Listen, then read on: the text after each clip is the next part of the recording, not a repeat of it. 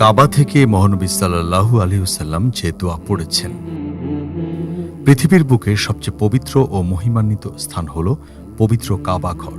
কোটি কোটি মুসলমানের হৃদয়ের স্পন্দন, ভালোবাসা ও অশ্রুসিক্ত আবেগের কেন্দ্র হল এই বায়তুল্লাহ।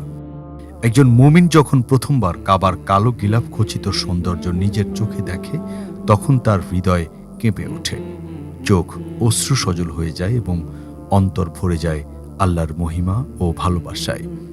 এটি এমন এক অনুভূতি যা ভাষায় প্রকাশ করা কঠিন।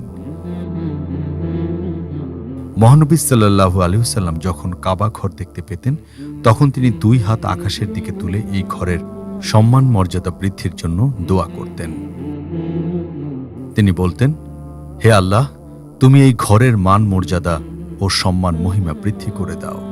যারা হজ করে, উমরা করে এবং এই ঘরকে তাজিম ও সম্মান করে, তাদেরও ইজ্জত, সম্মান ও মর্যাদা ও সওয়াব বাড়িয়ে দাও।